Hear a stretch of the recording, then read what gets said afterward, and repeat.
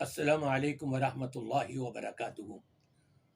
الحمد للہ رب العالمین والعاقبۃ للمتقین والصلاة والسلام علی اشرف الانبیاء وعلی آلہ واصحابہ اجمعین۔ سامعین کرام، آج کا مسلمان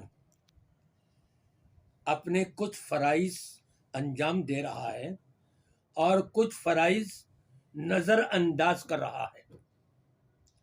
کہیں ایسا نہ ہو کہ جن فرائض کی ادائیگی ہو رہی ہے وہ ہلکے رہ جائیں اور جن فرائض کو ہم نظر انداز کرتے چلے جا رہے ہیں وہ بھاری ہو جائیں اور وہ جرم ہمارے گناہوں کے پلڑے کو لے کر کے نیچے جھک جائے روز قیامت، تو کیا حشر بنے گا؟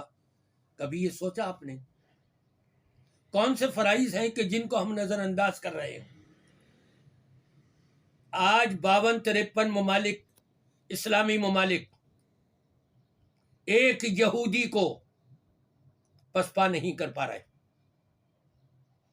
کتنی تعداد ہے ان یہودیوں کی اور مسلمانوں کی کتنی تعداد ہے؟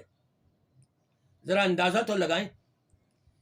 یہ بے شرم حکمران، یہ نالائق حکمران جو بھی خاموش بیٹھا ہوا ہے اور فلسطین میں، غزہ میں مسلمانوں کی لاشوں سے کھیلا جا رہا ہے، ان کے خون کی ہولی کھیلی جا رہی ہے، بچوں کو ذبح کیا جا رہا ہے، مسلمان کب جاگیں گے؟ کہاں گیا تمہارا پڑا ہوا کلمہ؟ بالخصوص میں حکمرانوں سے کہوں گا، سربراہان سے کہوں گا، چودھریوں اور نمبرداروں سے کہوں گا، اور اسی طرح سے بالخصوص تمام جماعتوں کے علماء سے کہوں گا، میں خاموش کیوں بیٹھے ہوئے ہو؟ روز قیامت اللہ کو کیا جواب دو گے؟ رب نے فرمایا تھا وَتَعَاوَنُوا عَلَى الْبِرِّ وَالتَّقْوَى وَلَا تَعَاوَنُوا عَلَى الْإِثْمِ وَالْعُدْوَانِ۔ ایک فریضہ ہمارا یہ تھا کہ ہم آپس میں مسلمان ایک دوسرے کے ساتھ نیکی کے کاموں میں ساتھ دے، ہیلپ کریں، ان کی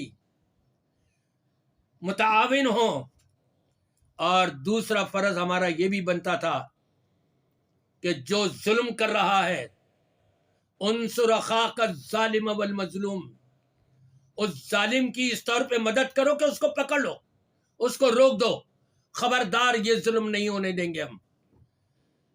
علماء کرام خاموش بیٹھے ہوئے ہیں، الا ماشاء اللہ، لیکن اکثریت خاموش ہے، اپنی سیاست کھیل رہے ہیں۔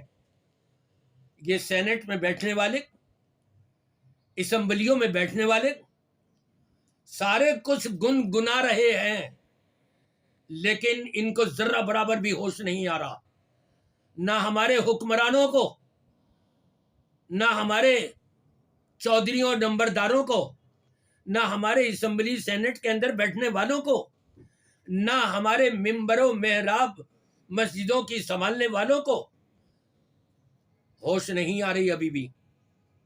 کل تمہارے اوپر بھی یہی وقت آ سکتا ہے، اللہ یہ کہ تم آواز بلند کرو۔ کم از کم اگر عوام نہیں جا سکتے، علماء نہیں جا سکتے، تو آواز تو بلند کریں۔ اپنی آواز ذرا سی بلند کر کے اس کے بعد خاموش ہو کے بیٹھ جاتے ہیں اور اپنا کہ ٹھیک ہے جی، اپنا مرغ مسلم کھاتے رہو۔ اللہ کو کیا جواب دو گے؟ وَلَا تَعَاوَنُوا عَلَى الْإِثْمِ وَالْعُدْوَانِ، یا تو یہ کہو یہودیوں یہ ظلم نہیں کر رہے، یہ دشمناگی نہیں کر رہے، یا تو یہ کہو کہ جو وہ کر رہے ہیں صحیح کر رہے ہیں، ذرا بول کے تو دکھاؤ، پھر حشر دیکھنا اپنا۔ اور جب یہ نہیں بول سکتے اور یہ تسلیم کر رہے ہو کہ یہودی ظالم ہیں، یہودی ظلم و ستم کر رہے ہیں مسلمانوں کے اوپر، تو پھر اس ظلم و ستم کا مقابلہ کیوں نہیں کر رہے؟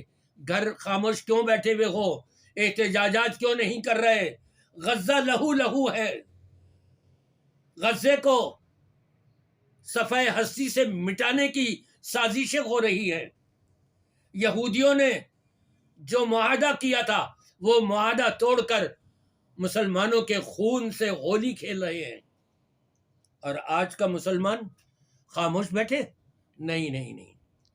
ہاں ہمیں ایک جماعت تو ضرور نظر آتی ہے کہ جو غزے سے متعلق ان کے بارے میں نہ صرف سننے میں آتا ہے بلکہ دیکھنے میں بھی آتا ہے اور آ رہا ہے.